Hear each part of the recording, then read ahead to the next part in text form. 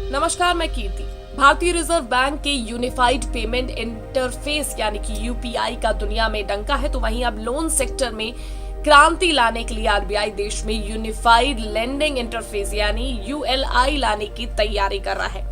इसके आने के बाद कर्ज लेना आसान हो जाएगा।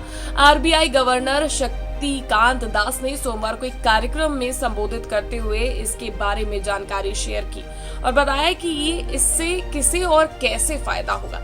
भारतीय रिजर्व बैंक ने लोन सेक्टर में काम को आसान और सहज बनाने के उद्देश्य से बीते साल यूएलआई की पायलट परियोजना की शुरुआत की थी और अब जल्द इसे लॉन्च किया जा सकता है।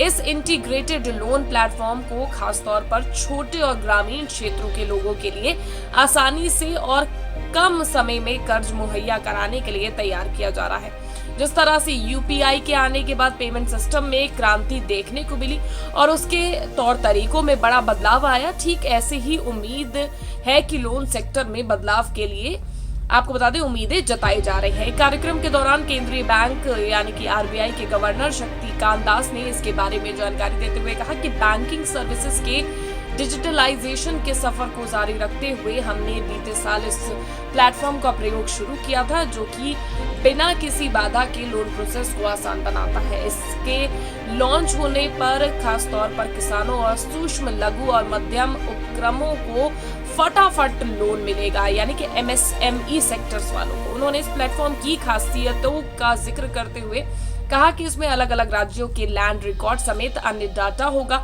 जिसके जरिए छोटे और ग्रामीण क्षेत्रों में कर्ज लेने वालों के लिए लोन अप्रूव में लगने वाले समय बहुत कम हो जाएगा। एक कार्यक्रम के दौरान केंद्रीय बैंक आरबीआई के गवर्नर ने इसके बारे में जानकारी देते हुए कहा कि बैंकिंग सर्विसेज के डिजिटलाइजेशन के सफर को जारी रखते हुए हमने बीते साल इस प्लेटफॉर्म का प्रयोग शुरू किया था, जो कि बिना किसी बाधा के लोन प्रोसेस को आसान बनाता है। इसके लॉन्च होने पर खासतौर पर किसानों और सूक्ष्म, लघु और मध्यम उपक्रमों यानी कि एमएसएमई को फटाफट लोन मिल सकेगा।